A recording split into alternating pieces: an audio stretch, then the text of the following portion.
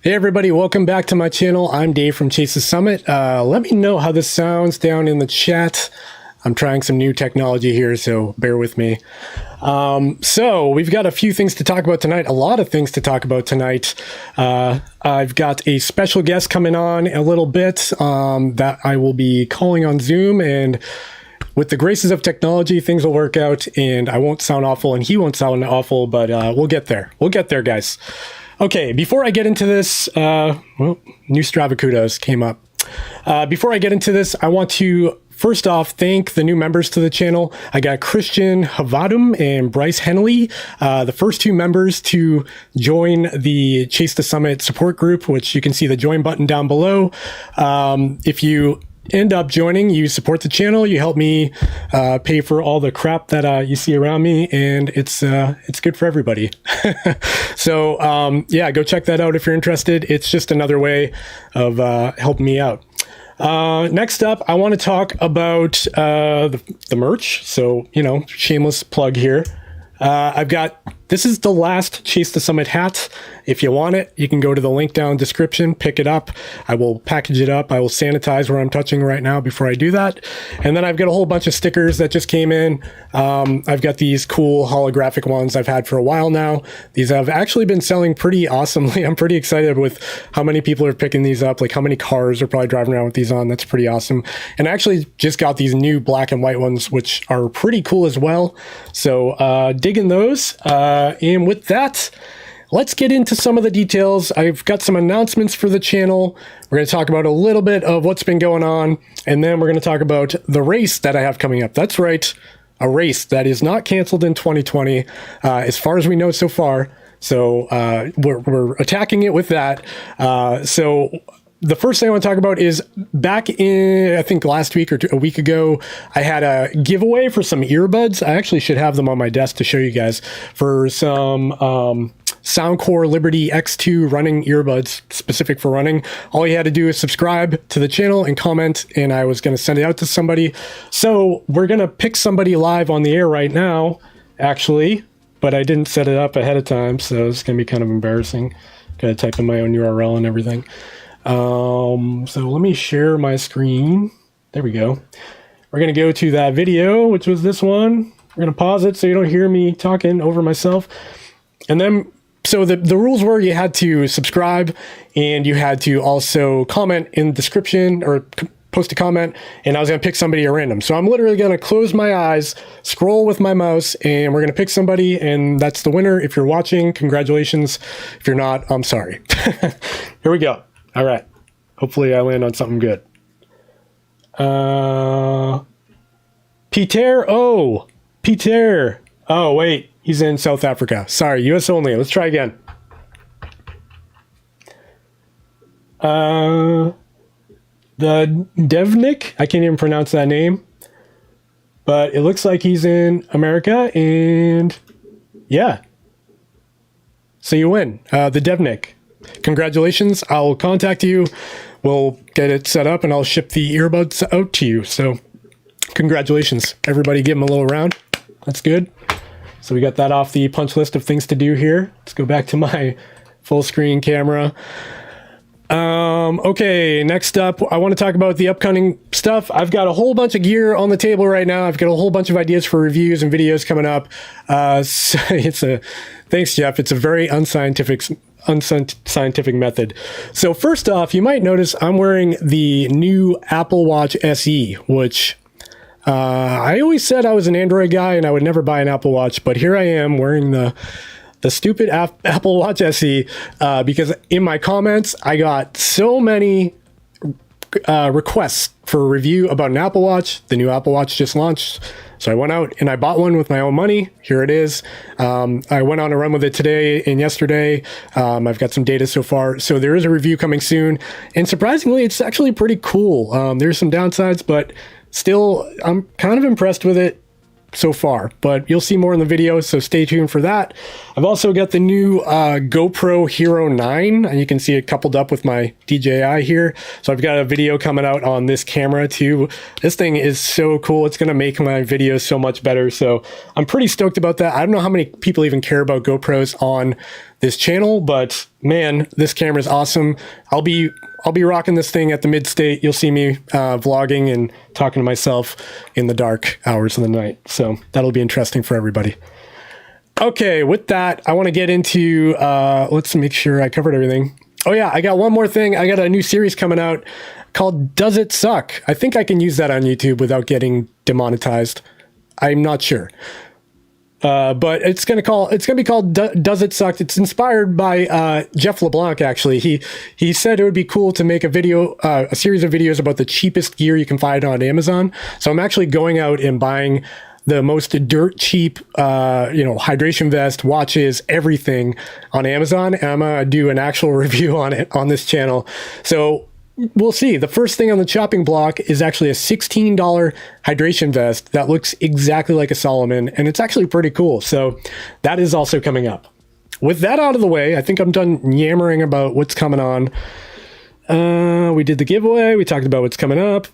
Yeah, let's talk about the race. So the Midstate Massive. I ran this race last year. I made a video about it. I can show you the video. I won't play it. That would be kind of weird. There's the video. So I posted this video last year, and we got a good amount of views on this thing. Almost 24,000 people watched this video with almost 200 comments. So pretty awesome. A lot of engagement there. I'm glad you guys were into it. That was my first 100 miler last year, and I was so proud of myself. It was like the hardest thing I ever did. And this year I had a few on the table. I had 250 milers, 100 milers, and 50Ks, and all of them got wiped out off the table, canceled. And I've been eyeing the Midstate because they haven't canceled yet. So last week, I think it was last week, I was watching the Ultra Sign Up page. It was like 4 spots remaining, 2 spots remaining, 1 spot remaining. And when it said 1 spot remaining, I was like, oh man, I'm in. I went for it. So I just unplugged my headphones. Let me get that first. But yeah, so I went for it. I signed up for the Midstate Massive in 2020, and fingers crossed it actually happens. It sounds like things are progressing well with them, but who knows what could happen at this point. The race takes place. I'll show you the website here. Yeah, so the Midstate Massive takes place on October 10th through 11th. I'm pretty excited about it. I had a great time last year. Last year was their first year running the race, so a lot of hiccups were kind of expected from me. It's every first race always has some issues, but surprisingly, the race directors did a pretty darn good job of pulling it off last year. I had some trouble following the course. It wasn't super well marked in certain areas, but like overall, 8 stations were solid. The whole system worked. And the most unique part about this race is that it is a point-to-point race. So it starts right on the border of New Hampshire, goes right through the middle of Massachusetts, Midstate Trail, and it ends right on the border of Connecticut. So 100 miles long, about 12,000 feet of elevation gain. It's like 11,500-ish, according to my watch last year. Everything worked out last year. So I finished the race in 26 hours and 47 minutes, I think. And I was just like so stoked. It was like something I didn't think was imaginable. Whoa, I hear myself. No. Where is that coming from? Everything worked out last year. So oh, it's my own phone. I'm on my own live stream. Oh, this is awful. And I was just like, don't worry about that. That was nice.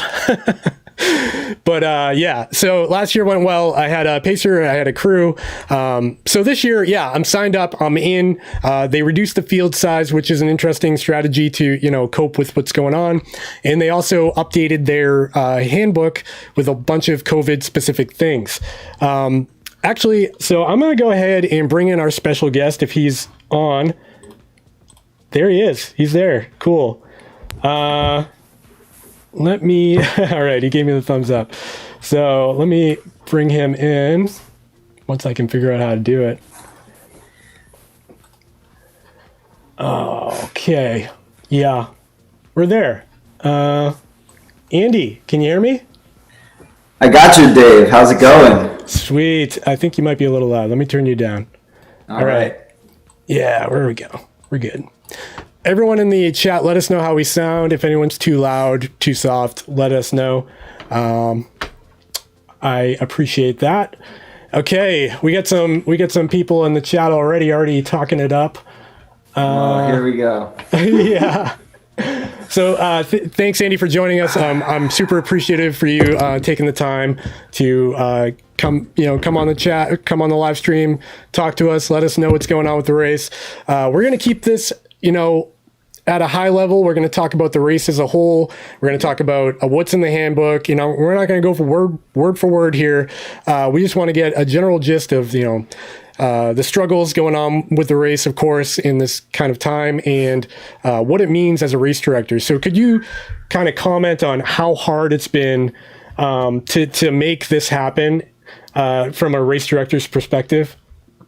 Oh, yeah, Dave, that's just, softball right over the plate, right off the bat. Thank you. First of all, I want to just thank everybody who's joining your stream, Chase the Summit. I've been following you pretty much from the day I met, and you make great content. Thanks, man. Appreciate that. Yeah, for sure. Link, subscribe, like, right here.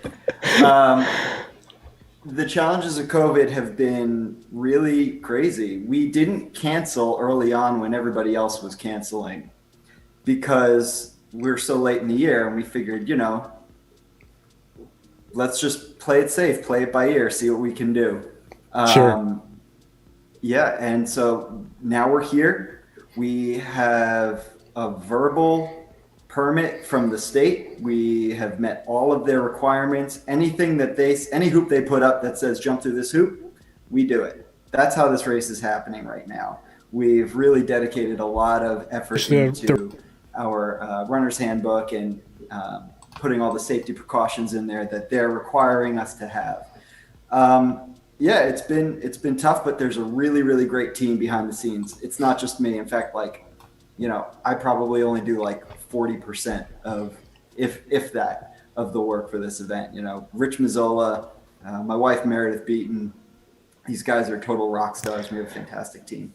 Yeah, I mean, even last year, I was blown away. First of all, the magic behind your drop bag system, dude. I don't know how it happened, but I put my stuff at the starting line, and it was always available for me at all of the drop bag aid stations. I was like, how do you have a helicopter? How did that work? Because that was pretty impressive. That was one standout feature. And the great thing was the fact that it traveled with you. You could put all your stuff in there. You don't have to think mile 80, what am I going to need? You just put everything in one bag and not have to worry about it. That was really good. And shout out to Rich Mazzola. He was the brains behind the wave start. Once we started, thinking this is how we're going to do this race. And quick side note, Rich Mazzola is the founder of Reach the Beach in New Hampshire. So I'm sure if your listeners aren't familiar, go look up Ragnar Reach the Beach Relay. It's been going on for about 20 years, not this year. We had to figure out how are we going to get these drop bags from the start of the race all the way to the finish. Luckily, a good buddy of mine said, I'll drive them. We had a guy named Mark Gelfond who does all our registration and timing. He's a nuclear physicist. Whoa. And works on, does stuff. I don't know if I should have said that, actually. It's okay. No one watches this. You're good. Yeah, he does all our timing and registration. It works. I trust the math. I trust numbers, and I trust him. We're doing the same thing again this year. We're going to be sending out a bag drop survey for everybody doing the 100 and the 50 milers. There's no bag drop service for 30 milers. Yeah. Wow, that's awesome. Nice work on that. Now, this year, in terms of, forgive me, I'm going to pretend like I didn't read the handbook, and we're just going to talk about the hot topics that someone might care about coming into this. In terms of aid stations, Are there going to be like bowls of M&Ms out for everyone to grab, or are we trying something new here? If we did bowls of M&Ms for people to grab, they would be filled with Purell as well. So that's not going to happen. Our aid stations, we're lucky to have them. We're going to have 15, all in the state of Massachusetts. We removed the first aid station that was at Binney Hill, just as you crossed into Massachusetts from the 100-mile. Honestly, from firsthand experience, that didn't feel totally necessary. You still felt pretty fresh at that point, you know. Over prepare, you know, and under deliver, or whatever they say. So we have 15 aid stations. They're going to be pretty minimal. We have Tailwind again, one of our sponsors for the race. It's going to be sending us a bunch of bags of their hydration. Also, they're going to be giving us 18 rebuild bags as prizes. So awesome. We'll figure out how to distribute those. Water, we're going to be having packaged bars. Patagonia Provisions is sending us a bunch of stuff. We've got Picky Bar, but it's not going to be like that really homegrown feel at the aid stations where somebody's making meatballs, where somebody's, you know, flipping burgers or rolling burritos in the moment. Everything has to be individually wrapped. And so that has put a lot of constraints, which is why we're encouraging all the runners to really think about how they want to do their nutrition.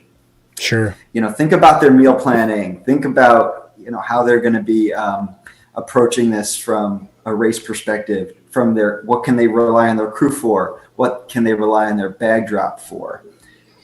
Something we've been throwing around is how can we do cup of noodles? So fingers crossed for that one. Nice. I was actually going to ask about any sort of broth, you know, and, you know, we're not getting specific foods here, but like that moment at like, I don't know what time it was, 3 a.m. Four chimneys. Yeah, that was so good. Yeah. Just pounding down some broth. And also the, what were they? The refried bean wraps. Man, those hit the spot that night. Those were good. I don't want to commit, but we've been talking about calling out to some local burrito places and getting pre-made burritos, and if that's even a possibility. So cool. Yeah, that's good to hear. Yeah. Would you say? I don't want to get anyone so upset. Would you suggest to most runners to try to prepare as much of their own nutrition as possible, or are you still feeling pretty confident you'll be able to provide enough for the person who just shows up with their hydration pack? Deep question. That's a really tricky question. I'm trying to think of that as a runner myself. Yeah, for me, like I've been toying with the crew, maybe no crew, just because of all the rules and stuff. I'm trying to help the cause by not adding more people to the situation. But you know, if there's I ran a race in Nicaragua where the race director said there will be the equivalent of the Nicaraguan Gatorade at a very critical aid station. It wasn't even an aid station; it was just a drop, and it was going into this section where we had to climb over a 5,000-foot volcano in 95-degree heat 2 times. And we got to that aid station, and the Gatorade-like product was not there. I think it was called Revive, R-E-V-I-V-E, Revive. It wasn't there. I remember feeling 2 things. I was angry at the race director because I was really thirsty. And then I also realized, but I was really angry at myself because I was underprepared. And that was actually the true nature of what I was feeling in that moment. Because my first reaction was, he said it would be here. But putting on these types of things are really hard. And now when you add this layer of COVID, to answer your question, you know, Dave, you know how you've trained, you know what your body runs on. You've done the 100 before. Pack your bag with what you need and, you know, rely on yourself. We are going to provide you with hydration, with some bars. It's not going to be like you're going to have a Thanksgiving dinner, you know, in the middle of the night. this time. I think that's an important thing. As much as we want to. Yeah, no, I think I totally respect that. And I think it's an important thing to actually get ahead of. Like, let people know you're going to be kind of dealing with your own nutrition not for the most part, but if you want something very unique, if you want a wrap or a burrito or, handmade stuff, probably not going to happen. I'm not speaking for you, but I'm guessing, I kind of envision the aid station of the future being wrapped M&Ms, wrapped Snickers bars or protein bars or whatever, and not so much those open bowls of germs that we're all so used to. And, it might be for the better, Andy. It might be for the better. Because we'll see, hopefully. Dude, I always had a problem. You know what, the one in particular? The pretzel bowl, all right? Because you got the salt that falls off the pretzel into the bowl. You've got a sweaty mitt that you put into the bowl, and it comes out like the top of a margarita. You get all that salt on there. You don't want to be doing that. So, super user trick is the mashed sweet potatoes in a Ziploc bag that you run with. Please don't litter. And then when you need it, you cut the hole in the bottom and squeeze it out like a goo pack. Nice. Yeah. I haven't gone that far yet, but that's a smart move. Yeah. All right. Yeah, that's good to know. In terms of the course, how are you guys feeling? Is it going to be the same as last year? Are you making some changes? Where's that right now? The course is fantastic. We're definitely, even today, shout out to Jeff LeBlanc for giving me a heads up about a course change that we weren't able to get our eyes on yet this year, down in Oxford.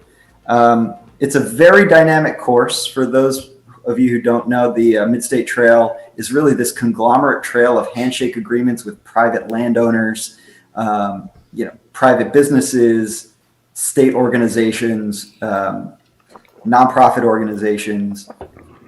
And anytime that someone sells their house or their property that has the trail on it, it is actually in jeopardy of being moved off that space. So we end up seeing a lot of reroutes. That's the nature of this particular trail, and one of the reasons why we actually want to bring awareness to it. We've had to reroute a couple sections down in Oxford. There's been a fun conversation on the Facebook group with Norman Witt and some people about running this little section right over near the 1761 Old Mill Restaurant in Westminster. Just finding the person whose property that was, because it was under Mallard Realty Inc. And we had to do a lot of digging and find out who owned Mallard Realty Inc. It turned out it was a fantastic family, Don Foster. They owned the property for like 150 years. I actually had to drive out to the restaurant, meet him. He took me in his pickup truck and said, I don't want people going over the Midstate Trail on this part of the property in the race because he's worried about liability, even though he's covered every which way from Sunday. But the only way that he'd given us permission to use it is if we just do this little reroute, which runs just around that mountain. We mark it with our own signage. You probably remember that from last year at some point when you made a left, there was some signage. You're like, why does the Midstate Trail go that way, but I have to go that way? Sure, yeah, I think I remember that. Yeah. So we're still doing that. No reroute there yet. We're trying to bring more sections of the trail in that we weren't able to use last year. We've been able to do that we've been able to connect a section up in Westminster off of Moore Road, near Log Cabin Road. That connects the section, which will actually bring people down the trail instead of going route, 101 or 30? Yeah, route 101 and around. Was that the big section of road, like 10 towards miles or something? Yeah. Mm-hmm. Yeah, we kind of like dropped down and so we've been able to connect that piece. Oh, good. That's awesome. We've been able to we are hoping to connect the Crow Hill Ledges, the full section of it, just before Wachusett. That is an absolutely brutal section. For anybody who's watching right now that runs trails in New England, all I have to say granite boulders and roots, 5 miles of it. And then some steep drops. It's a ton of fun, beautiful views of Wachusett Mountain. You'll get it during the daytime. So hopefully we're really hoping to connect that section. Cool. It's currently loaded on our recently updated GPX links, which we updated tonight, actually. Oh, so, awesome. That was going to be another question of mine because I'm a big GPS nerd. So I like to have the GPX file on my watch. Last year, let me tell you, man, having it on the watch was like, I saved so many people from going off course. I'm like, oh, you're going the wrong way. And they're like, no, I'm going there. I'm like, nope, you got to look at the watch. So the GPX files are a lifesaver for sure. Yeah, that was a big thing. We were thinking, how can we like really help people without doing the race for them, give them the tools they need to be successful at something really hard. Yeah, for sure. Yeah. Now, in terms of the start and finish area, I'm guessing you guys are trying to slim that down, keep it kind of low key, right? Yep, absolutely. We're actually going to be doing 1 minute interval starts within your bracket. Oh, wow. That's going to even further drive the fact that you never know what place you're in the race. Yep. Like I had no idea last year. I was totally in the dark as to how good. Like I felt like crap near the end. I was like, I'm probably in last place, and I wasn't. So that was good news. I really like that about your race because it kind of just takes away, it strips away any of the competition and lets you just kind of, settle into your own pace and you can race hard if you want to, but you can also just have a good race. You don't have to kill yourself knowing like there's a guy right around the corner you want to pass. I really like that. Yeah. So thanks. That's a really cool feature. I think the start line's going to look like, those 1 minute interval starts, within your predicted time. And I know that's like a whole nother thing. We don't, which I'll be happy to field questions about, I guess. But, we're trying to limit our capacity to 50 people in a gathering or less. Sure. That is a really strict guideline that is pretty conditional for this race to even be happening. So we've committed to trying to make that happen. Yeah, sure. That makes sense. What that looks like is, Dave, on October 1st, you'll receive an email with your start time. And it might say like, actually, I'm not going to say what it's going to say like, because I haven't talked to Mark yet, and he's way smarter than me. You'll receive your start time on October 1st. And we're asking that all the runners who are doing the race not show up sooner than 45 minutes before their start time. 45 minutes will give them enough time to get to there, do their safety check. This is for the 100 miler. And safety check, registration, get your bibs, submit your health declaration form, which will be there on site. Basically, waiver stating X, Y, and Z about COVID. Sure. You'll see it. And then we'll move you to your starting corral. Dave, you go off at let's say 8:01. Sally behind you goes off at 8:02. Jeff behind you goes off at 8:03. And at 8:03, Sally passes me. Just so you know. Exactly. Yeah. Because everybody goes out really too quick for a 100 miler. Yeah, that's smart though. I like that that style. It's really going to spread people apart right off the bat. Yep. For the 50 miler, it's going to be similar. The 50 miler, we're actually really stressing attention to detail from our race staff, runners, and crew. The 50 mile point is Rutland Long Pond boat ramp. This is where 100 milers come through to aid station 7 and 50 milers are starting, and the two are converging. This was actually designed to be able to support 100 milers and have fresh blood on the course, because at 50 miles, that's a terrible feeling sometimes in the middle of the night. And then you get some fresh blood out there, and you have people who are awake and alert and know how to navigate and might see a marker that you miss. But that being said, 50 milers are starting, their crew is showing up. We really need to make sure that we are following that 50 person limit. And so the staff are taking some precautions to make sure that we know who's going to be there. We're assuming that people from the state will actually be there to observe. We know that the runners will have a crew member that we're asking not come to their aid until they see on the RaceJoy app that their runner's approaching, and then they can come out and assist their runner, or wait in their car until they're sure their runner's approaching. And we know there's some technology stuff we have to get through together, but that's how we're planning it. Nice. For the starts. Yeah. Yeah. It seems like a pretty solid plan. I actually picked up my pacer at that aid station at the 50-mile start aid station last year. And it was like the perfect spot because the sun went down, I was crashing. And when he got on the course, I was like, thank God you're here, man. It was so much better having a pacer. So you guys you're still doing pacers, right? Just with some precautions. Yeah, we're doing pacer. Pacer. Okay. Yeah. Pacer. Yeah. Just to clarify, this was a really hard decision to make, but really, to keep that limit down of number of people in the state, number of people that are on the race course.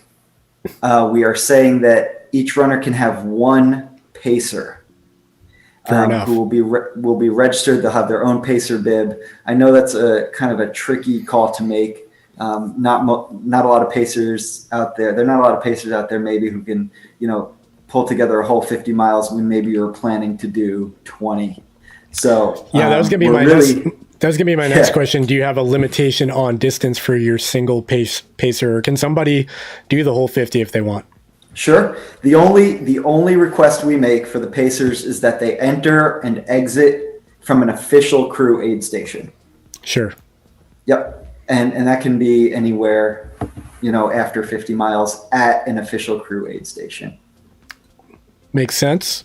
Yeah. Let's check in the chat, see if we got any basic questions here. We got one from, I didn't see the name, but somebody asked, will there be tailwind at the aid stations? Yep. Tailwind at every aid station. And particularly what flavor, Andy? We need to know the flavor. I'm not going to say it. No, I'm not going to say that it's mandarin orange, the one that everybody loves the most. Okay, fair enough. Yeah. I prefer naked. I like the straight up, just a little sugary taste to it. Yeah. But, it's going to be the mandarin orange. It's actually, it's what Tailwind gives us for free, pretty much, or at their cost. We're really grateful to them as a sponsor for it. And maybe we can, consider other flavors for next year if they're willing to, help Fair out enough. on that. Yeah. All right. Free Thinking 14 asks, so there has been changes to the GPX map for the 100 ? Just checking. Thanks. That's what I heard. And you just said you just updated the GPX file tonight, right? Yep, and we actually also put links to the All Trails maps that we created from those same GPX files. So you can look at the map, you can download the GPX from the website, you can download the GPX from the All Trails. I don't know if you have to be a subscriber actually to All Trails to download the GPX, but yeah, it's on there. I think there's a way around it. Yeah, I did it last year, and I don't think I have an All Trails account, but yeah, I think there's a way around it.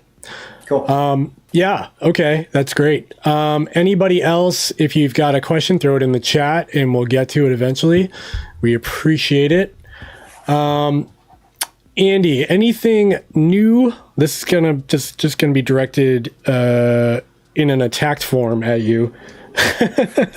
Is there anything that you guys think is coming in as a change to the handbook that just hasn't been published yet and that you'd be willing to share with us, or do you feel pretty confident as to where things stand right now? I know that's pretty subjective. Yeah. I'm just trying to get a feel for how confident are you guys? I know Massachusetts can come in at any second and be like, you know what, you're not doing this, but I'm just trying to get a feel for how confident you guys are as a team with the state of things right now. Sure. We are always editing our handbook and making it better. So we just went through it actually tonight. We're going to send a big runner blast email out tomorrow with lots of great information, that bag drop survey, some updated, small update edits to the handbook. And from a confidence level, we're like, in 2020, in the year of wildfires and COVID-19 and aliens, I'm not going to say 100%. Okay. I'm not going to do it. But Fair what enough. I am going to say is like 99.8%. Nice. Because we've got everything almost completely locked away. We're way ahead of where we were last year. I mean, we're way ahead of where we were last year. I'll leave it at that. Yeah. That's good. Yeah. I thought you guys did I thought you guys did a great job for a first year race last year. I was generally pretty impressed with how it all went down. I was totally expecting like to show up at an aid station, there not be an aid station there or something, something crazy. Cause it is, logistically, you've got a heck of a job to get that whole pony show going on all the way down the Midstate Trail. That's really impressive. You guys pulled that off. Thanks. So kudos luckily to you. We've just had, we've had an incredible team who's really experienced in doing this for, 2 decades at Reach the Beach, essentially. We're pretty much doing Reach the Beach, but, it's not a relay. Yeah. Yeah. We got a couple of other questions in the chat. We've got, can we buy extra race merch for our pacers as a gift? We've got 250 of these sweet nice buffs for everybody. Those are free. The goal is to give them to all of our runners and staff and volunteers first. Anything left over will make its way to the finish line, and hopefully we don't have a ton of merch. I don't know if we're getting mugs this year. I know that was a fun thing we were able to do, but this year. Listen, man, the only merch you want is this one here. Yeah. So, if that'll focus. That one. But yeah, I think specifically people are wondering, like, can they buy a T-shirt for their, brother-in-law that paced them for 50 miles, or do they have to make it with a stencil at home? We've got the race shirts for the racers and volunteers. Nobody's going to be buying extra stuff. I don't think we're really in the position to be selling merch right now. But with all of the unknown, it's probably hard to keep an inventory of that stuff. If we have some extra race shirts at the end, if we've got some extra buffs at the finish line, we at least this year are not going to be stingy. Cool. Yeah. We got another question here. Sorry. Jeff LeBlanc asked, is there a process for refilling water? Do we hand the bottles to the volunteers, or do we fill them all on our own, or is there something in place there yet? I love Jeff LeBlanc. Jeff, me and Meredith were just deliberating over this, because I know there's a few sections in the handbook that are, if I'm coming to the aid station, how do I stay 6 feet away from the person who's so we're working through all that. Ultimately, what we're landing on is you will hold your own receptacle, container, bladder, cup. The aid station volunteer is the only one who's touching the spigot. Okay. You'll hold it underneath. Your mask is up as soon as you enter the aid station area. The volunteer's mask is up. And then we ask, I know it sucks, because the best part of, this culture is you run into an aid station, you throw your pack to a volunteer who's ready and willing to do everything and anything they can for you. This year, it's going to be a little trickier. And we're just asking that the runners hold their own stuff. The race volunteer is the only one touching the spigot with gloves, sanitizing it after the use. So And, you won't make them yeah. stand 6 feet away and blast them with like a super soaker full of tailwind. You're not doing that. Oh gosh, I didn't even think of that. It's a great idea, that's right? A great idea. That's a sponsor Open it right up. there. Open it up. Jeez. Yeah. No, that's solid. That seems like a reasonable plan because I know, people manhandle those big jugs if they're not going fast enough. You're squeezing the top or you're touching the handles and so it makes sense. Yeah. And we've got a lot of this guidance from some other races that have happened this year that we follow kind of closely. And we've taken a bunch of just some little tidbits here and there from other races that were successful in organizing. Yeah. Solid. Yeah. So you've got some experience behind you. Yeah. I've got a couple of like race specific questions in regards to poles. So did you or anyone else run with poles last year? I personally saw a few people with poles. I did not run with poles because I don't like them personally. Even up in the mountains, I don't like having them in my way. But I'd say if you're like a pole user, maybe they could be beneficial. But there's a lot of road and there's a lot of like graded trail that isn't necessarily super technical, but there is a good bit of super technical stuff kind of sprinkled in all the way down, especially near like the first half. So, Wachusett a little bit more steep. And then you've got like the Crow Hill areas a little bit dicey at times. So it's up to you. It's a very personal choice, but in my opinion, it was just weight I didn't want to carry. You could throw them, if they're the folding kind, throw them in your drop bag, and then you've got them available when you need them. That's my take on it. Andy, you got anything on that?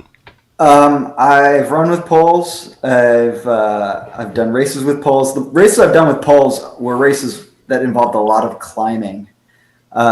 This is a net negative downhill, I believe. Off the top of my head, I think the 100 milers around 12,000 feet of vert. The 50 milers just around 4,000. So it's not a ton of climbing. It's more of a navigational challenge. I think poles could be helpful in the first, 30% of the 100 miler, the first 30 miles or so. With those sections that you're mentioning, so especially the Wachusett area and the Crow Hill area, and there was another area. It was around Crow Hill, but it was like slabs of potato chip kind of rocks, all resting on top of each other. Is really loose, and I was thinking on the downhills, like, man, it would be nice just to have some stabilizers right now. Yeah, but I think as a whole. It didn't feel comfortable running with poles, do it for the first like 30, 25 miles, drop them off at your bag drop at Wachusett. Yeah, that's probably a good call. Yeah. And the other question that's really popular, I see a lot in the Facebook group is road shoes or trail shoes. And my take on that, so last year I wore Ultra Lone Peaks the entire time. But let me tell you, after mile 50, I was like, man, I wish I had my Torrens or something a little bit more plush. Maybe the Olympus, a real plush trail shoe, because there's a crap ton of road down there, man. And those Lone Peaks, they felt like I had like wet pancakes strapped to my feet after 50 miles. So I would say, I think for me personally this year, I'm going to have road shoes in my drop bag for sure. Probably a spare set of socks, the road shoes, and I don't know. I might even buy a brand new pair of road shoes just to have like something really plush, because the roads were kind of brutal. It was like not just roads, it was like the roads that do this, just wavy, like up and down hills. They were pretty tough. I know. I can like visualize it in my mind, like especially after was that Leggett and Platt. Oh man, it was like aid station 12 or 13. I know because we changed it. I'm trying to remember, but there's some tricky hill climbs on the road over there after that aid station. And brutal. I just always defer to the god of New England running, Jeff LeBlanc. Road shoes, trail shoes, no shoes, do whatever the fuck you want. We were old man shuffling on those road miles next to each other, me and Jeff. And just like we were yo-yoing each other, I'd pass him and then he'd scuff past me with his road shoes on. Yeah, it was tricky. Yeah. I'd actually love to hear what Kate Olson would have to say. You know, she won the 100 miler for the women. She runs in Solomon S Labs, the ultra, the really minimal one. Yeah, I don't think she swapped out of those. I ran with her for like 30 miles, and she seemed really happy. Like, I think I remember talking about shoes. So we talked about everything, but I remember talking about shoes and her saying like she couldn't find one that fit right, and she always buys these now because they fit right. So I don't think she swapped out of those. But you know, to each their own. For me, I wanted like pillows on my feet by the end. I'll definitely, I think I'll go like Torrens after mile 50 this time. Something, you know, in the middle.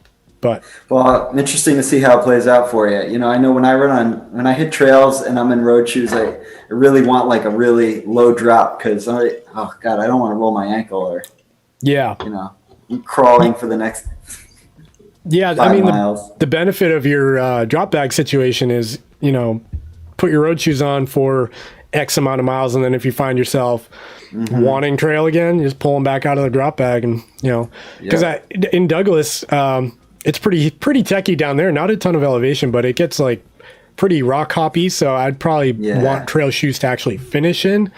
But you know, it could go either way. Yeah, that last 14 or so miles after Whittier Farms is fantastic. That's a lot of fun. That was fun. The funny thing is, like, my wife, she's not much of a trail runner. She's a great runner, but she's mainly road. And she chose to finish the race with me and do the last leg, the 13 miles last year. And I remember being like, oh, no, it would be finish it off. It would probably be graded trails by then. It's a piece of cake. And she was twisting her ankle like every 10 feet. She came out of the gate so positive and like, oh, you're doing great. Let's do this. And then by the end, she was like behind me like, oh, why do you trail run? It was like, there was like one climb and then there was boulder hopping and stuff. But yeah, I mean, if I lived around there, I'd be pretty stoked to have that network so close because it seems like it goes out quite a bit. There's a lot of junctions going off in various directions. So it seems like a nice network. Yeah. Hey, I got a question for you. Sure. What was your favorite, most memorable experience or like feature of the event that's bringing you back this year? Not that it's COVID and the only race that's happening. Well, there's that. Yeah. But no, I mean, I liked, the sad part is I liked the community vibe of it. I know we won't feel that as much this year. And I think I got lucky in the racers or the runners I was surrounded by last year. So I was lucky to have a lot of great conversation with Kate and a guy named Patrick who ended up DNFing, but he was, we ran together for like 5 hours or something. And he was really, he helped me get through some of the night hours before I picked up my pacer. So I think I was just really lucky with the company I got surrounded by, and the aid station people were very positive and, you know, you can do it, type of people. So I don't know, overall, it just felt like a very, warm environment. And also the time of year is freaking perfect because it's not Vermont in 110 degree heat. It's October in New England and nice and cool. So I was pretty happy about that too. Nice. I think you've got a nice time of year. You know, there's a gamble because who knows, in New England we could end up with snow on the ground in October. But last year was pretty ideal. It was warm during the day, got cool during the night, but not like overly cold. And I didn't need to do layer changes. I just threw on like my Houdini or whatever. But yeah, I guess like if I had to pick one highlight, man, finishing, does that count? Because that, but no, that was it for me. That's why I'm doing it again. I think just overall, you guys had a really, like, it just felt like everyone cared, you know, it didn't feel like you were just like taking people's money for the event. It just felt like you put a lot of thought and time into it. And it was super unique in that it wasn't like a looped course or anything. So that's what's bringing me back. I really like the point-to-point nature of it. Nice. Hope that answers your question. Yeah. Went off on a tirade there.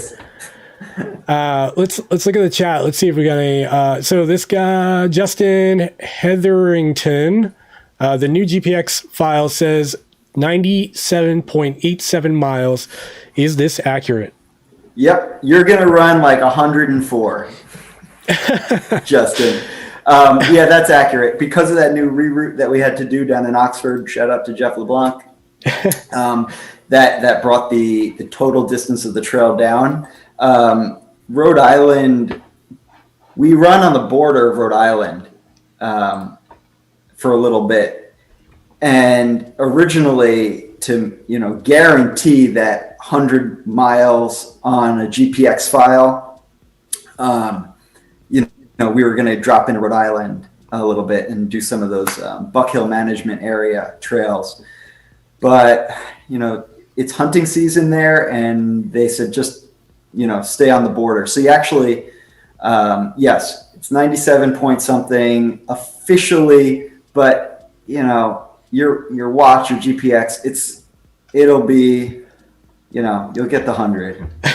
Yeah, for sure. So let's take a look at my, let's see if I get sad. Didn't work. Same thing for the 50 and the 30. I was going to look at my Strava because my Strava from last year says 102.7, and I don't think that GPX file said 102.7. So no, I think it said 98.6 last year. Nice. Yeah. Actually, I thought about your question about the highlight of last year's race, and I remembered it. The middle of the night, pitch black, trying to find the trail. It was like we popped out onto a road. Can't even tell you where it was, but we popped out on the road. It was like a main road, and we had to cross and go into a new trail that my watch said was right, but it was not. And I kept going, kept kind of like pushing. It was like overgrown, and I'm grabbing through trees. And there's a headlamp in the distance, and someone yelling, "Runner! Runner!" I was like, yeah, are you in the race? And it turned out to be Dane LeBlanc, who is like a crazy ultra runner. He, I forget how many hundreds he finished, like 30 of them or something. But he was just wading through the woods with his headlamp on, trying to find the trail.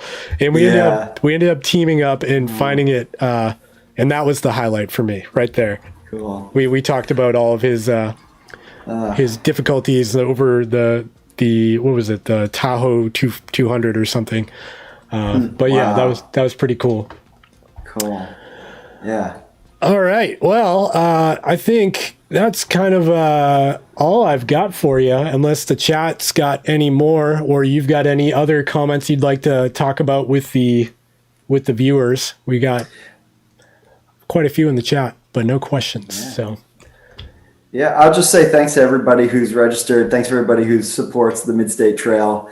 We're really excited to be doing this, and really, really grateful for positive, happy people that love running and love the outdoors. So thank you. Support Dave Dillon. Like, subscribe, Chase the Summit. Love this guy. Hey, thanks, man. Appreciate that. Yeah. All right. Thanks, Andy. I appreciate your time, and you have a great night. Great week ahead. See you guys in October. Get some good sleep so you can get to planning all the details in the coming weeks. Will do. If anybody has any questions, please email Andy@NewEnglandRaceEvents.com, and we'll do our best to get back to you. Yeah, I'll link that down in the description too, to the website and their contact info if you guys want to reach out to them. Thanks again, Andy. All right. Take care, everybody. Okay, we are back. Thanks again, Andy, for coming on. Appreciate it, man. Now, I just wanted to talk about like what I'm planning to do or leading up to the race, what my training's been like coming into this kind of segment of the race. What do we got? Andy, will you be directing the race in road shoes or trail shoes? Good one, Jeff. You are just a class A dad jokester.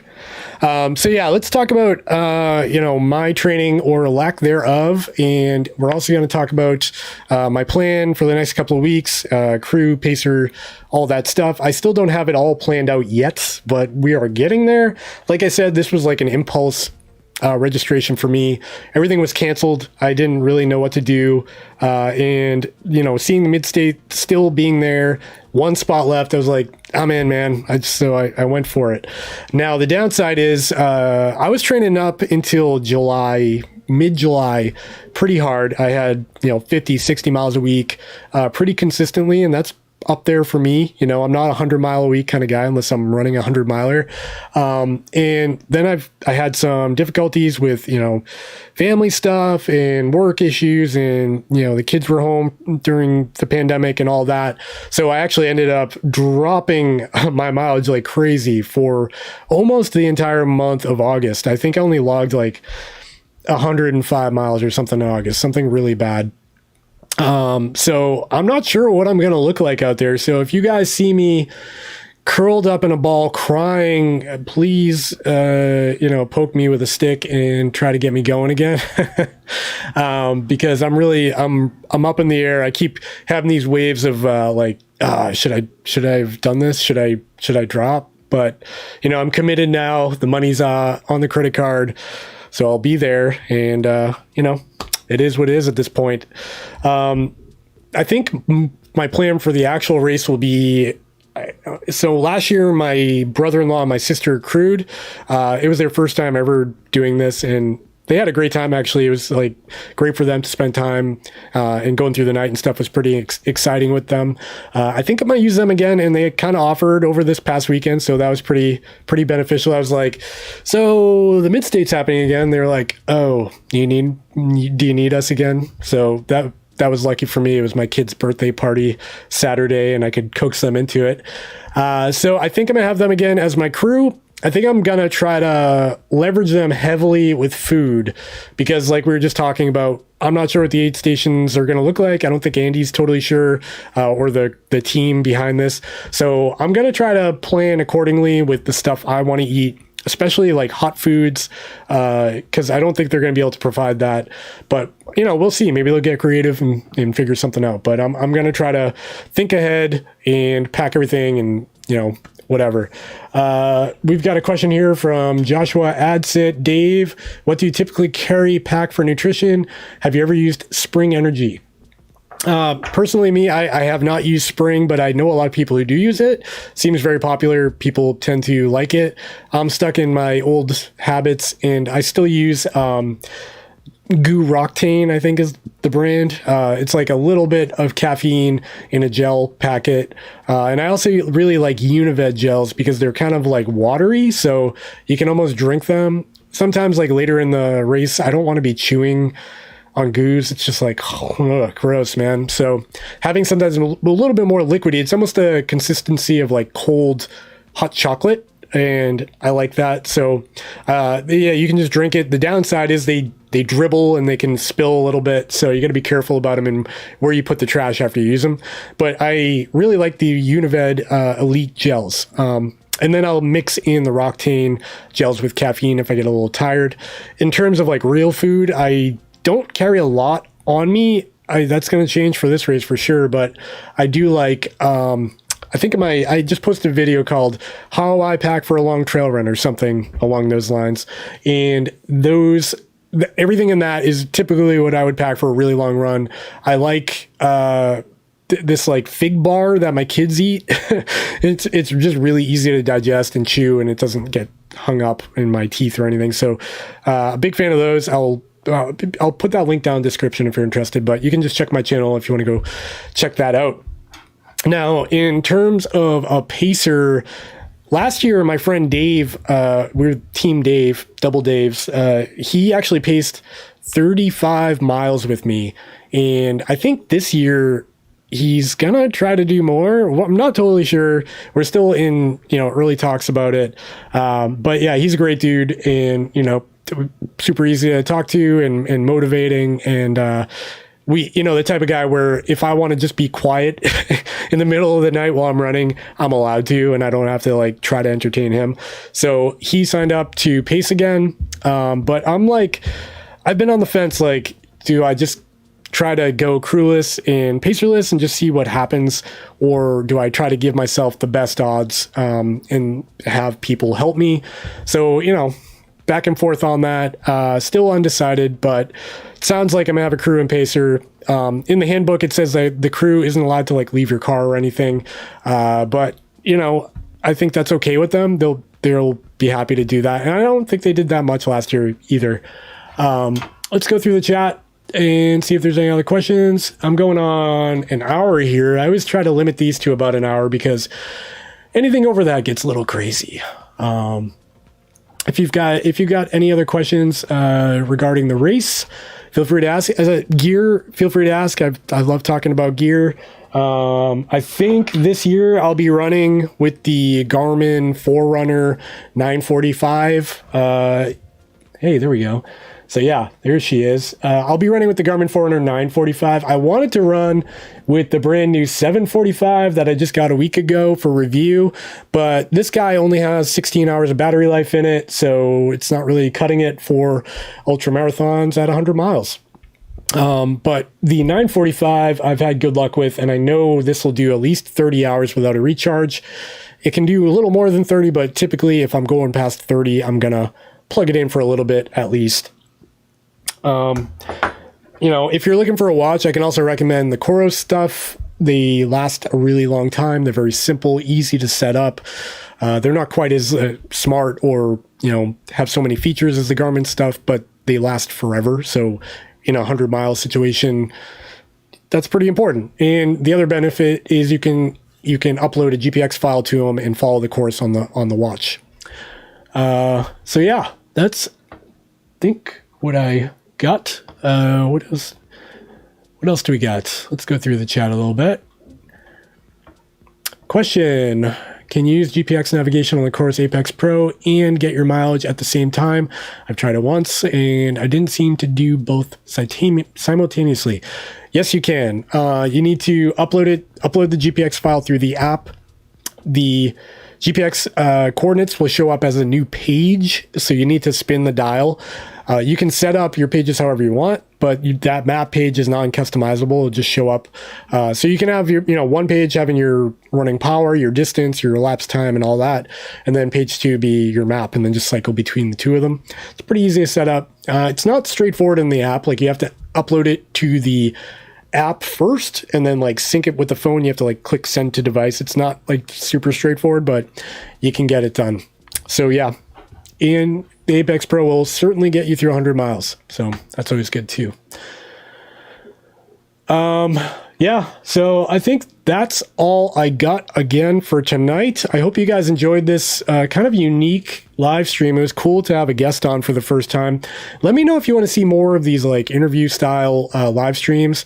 I would love to, get other runners on, maybe talk about something else that's not a race, maybe talk about gear. Like this long form kind of podcast style is pretty fun, and it's nice to do at night when I've, kids are in bed and I don't have to worry about it. There are a few more questions that kind of just trickled in. I'm gonna take them real quick. What's better for navigation, watch or RaceJoy app? I will say the RaceJoy app, it was actually really good. I really enjoyed using it. My crew really liked it because they knew exactly where I was coming from. But it does kill your battery life, okay? So you need, like, I've got the Samsung Galaxy S20 Plus. This has a 4,000 milliamp hour battery, so it's got a huge battery in it. I think this lasted until about mile 50, where I had to plug it into a power bank. I don't have one near me, but yeah, it's like the size of a stick of gum, basically. I don't have anything to even represent the size of it. But really small power bank that you can throw in your pack. I don't recommend those huge power banks that are like 10,000 milliamp hours or like the solar panels, because they'll just weigh you down. They're like $10 on Amazon. I'll throw a link down in the description after this. The little 2,000 milliamp hour power banks from like Goal Zero, or even like what's the other brand everyone uses? Soundcore. Anyways, any of those Amazon brands, they're $10. You buy 3 of them, even 4, and charge them fully, throw them in your drop bag, and you've got portable power the entire race. I actually took my phone, put it in my vest in the back, and had it plugged in the whole time. And I think I threw it in like a spare sock so I didn't like scratch up the screen. But yeah, that was super helpful. And it kind of gave me peace of mind, even though I didn't really need that app. It was just nice that people could contact me, I could contact them, and it was like real time updating on where I was. But you could get by with just your watch. I think the benefit of the RaceJoy app is kind of the social aspect where you can actually, oh yeah, Jeff LeBlanc, Anchor, that's the brand I was looking for, Anchor. But the benefit of the RaceJoy app is the social aspect where people can like send you little memes and gifs, like sound. You can actually text other racers. So you can send like a clapping emoji to somebody that's in front of you. So that's kind of cool. And actually one unique thing last year was people on the farm. Someone tell me the name of the farm that was like 30 miles in. They were actually looking at people's bib numbers and punching it into RaceJoy to find out who it was, and they were clapping for people by name. They're like, "Yeah, Dave, yeah, Kate," and they're clapping as we ran by. So that was actually really cool. So yeah, it's more like a social thing, but it will also help you with navigation. It will alert you if you go off course, but again, crushes your battery life. So you need to think about that and be strategic about your power management and stashing some power banks in your drop bag. Again, the drop bag moves with you, so might as well just fill it up with power banks, right? That's my plan, at least. So yeah, free thinking. Last year they did say it was required, but I know like Andy's not on the line anymore, and he's probably cringing watching this. A lot of people, the battery died and they didn't turn back on. So a lot of people didn't end up finishing using the RaceJoy app, but it was definitely highly recommended because from the race management perspective, they could actually keep track of who was where on the course. And especially in today's climate, it might give them an opportunity to see where people are bottlenecked and maybe, I don't know, spread people out. I don't know. There might be a way of like tracking the population along the course and trying to manage how many people are there. But I know last year they encouraged it because of the safety factor. If somebody drops, they can see where they're leaving. If they get in an Uber and they're driving away at 40 miles per hour, obviously they're off course and they dropped and they're going home. Not recommended. And if you do drop, let someone know because that's not great for the RDs. All right, and with that, we're at an hour and 7 minutes. I'm gonna give you guys 30 seconds for any more questions or comments or topics to talk about. Then I am gonna drink a beer, and then I'm gonna curl up in bed and go to work tomorrow. So, again, I've got I think somebody actually just bought the last hat, so sorry, no more hats available. I'm gonna be ordering more, and also, I think if Andy's okay with it, I'm going to bring a bunch of the stickers to the starting line and maybe leave them up on the registration tables if you guys are interested. I appreciate you guys watching, and it's exciting. It's exciting times. And if you think they're cool, feel free to stick them to whatever you want. And I'll leave a stash with Andy at the registration table. If he's okay with that, I'll get it cleared with him first, of course. Okay, thanks a lot, everybody. Thanks for joining. Thanks to Andy Marks for coming out and, well, he didn't come out, but thanks for coming on the show. And thanks for my computer for not crashing and allowing me to get through this whole entire live stream without any hiccups. I mean, there were a few hiccups, but would you say this was beneficial or not? Yes? Thumbs up? Thumbs down? Chat about it. All right, guys. Thanks again. Have a good night.